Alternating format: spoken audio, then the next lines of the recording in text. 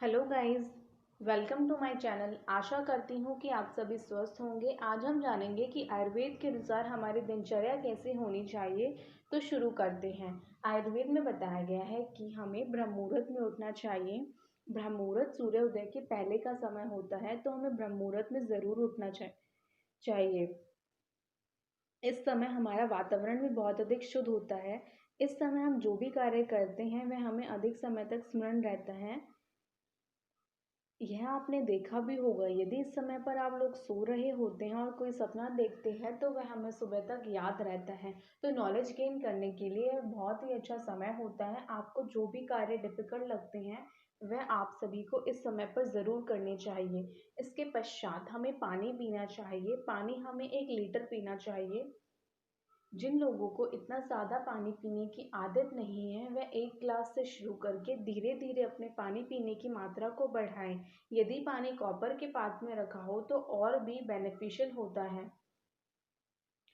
इस प्रकार पानी पीने से हमारे शरीर में जितने भी टॉक्सिन्स होते हैं वो हमारे यूरिन के थ्रू एक्सक्रीट आउट हो जाते हैं और हमारी बॉडी डिटॉक्सिफाई हो जाती है।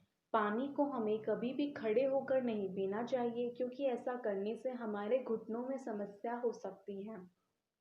पानी को हमेशा घुट घुट करके पीना चाहिए, कभी भी सारा पानी एक साथ नहीं पीना चाहिए। इसके बाद हमें मल का त्याग करना चाहिए। मल त्याग करने के पश्चात अपने चेहरे को साफ करें और मुख में पानी भरकर अपनी आंखों पर पानी से छींटे दें। ऐसा करने से हमारी आंखें जो हैं वो स्वस्थ रहेंगी। उसके बाद हमें अपने दांतों और जीवा को साफ करना चाहिए।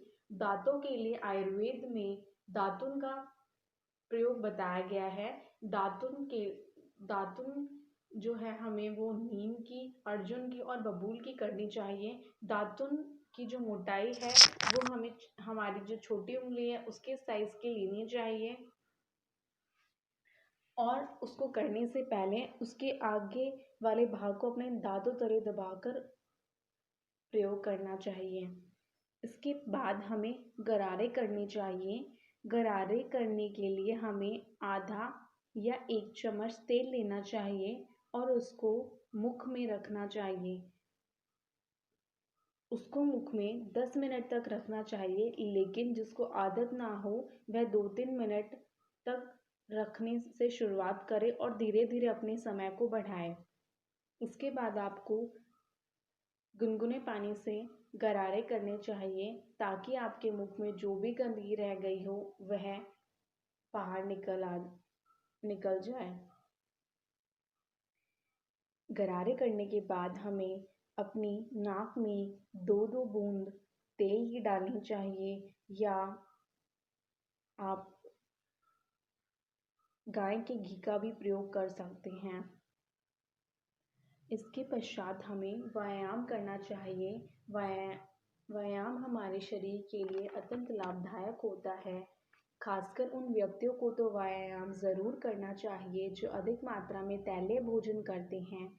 व्यायाम करने से हमारी वर्किंग कैपेसिटी इंक्रीज हो जाती है और हमारा डाइजेशन पावर इम्प्रूव होता है और हमारी बॉडी में जमा एक्स्ट्रा फैट बर्न हो जाता है और हमारी बॉडी को एक सुंदर सा आकार मिलता है। व्यायाम हमारे शरीर में ऊर्जा को बनाए रखता है और आयुर्वेद में कहा गया है कि हमें अपनी शारीरिक क्षमता से आधा व्यायाम करना चाहिए। यदि हमारे अंडर आर्म्स में स्वेटिंग हो जाती है व्यायाम करते वक्त, तो हमें व्यायाम रोक देना चाहिए। कफ प्रकृति वाला व्यक्ति अधिक देर तक व्यायाम कर सकता है, पित्त प्रकृति वाला उससे थोड़ा कम और वात प्रकृति वाले को अत्यधिक अल्प मात्रा में व्यायाम करना चाहिए, क्योंकि उसको वातजन्य विकार होने की समस्याएं हो सकती हैं। व्यायाम करने के बाद हमें अपने शरीर को स्वस्थ रखने के लिए तेल से मालिश करनी चाहिए। हमें मालिश नीचे से ऊपर की ओर करनी चाहिए। इससे हमारा ब्लड सर्कुलेशन इम्प्रूव होता है और हमारी जो त्वचा है वह सुंदर और दृढ़ हो जाती है और हमें वातजन्य विकारों से निजात मिल जाती है। इस मालिश करने से हमारे शरीर में असहनीय कार्य करने की क्षमता बढ़ जाती है तो प्रतिदिन हमें शरीर पर तेल से मालिश ज़रूर करनी चाहिए।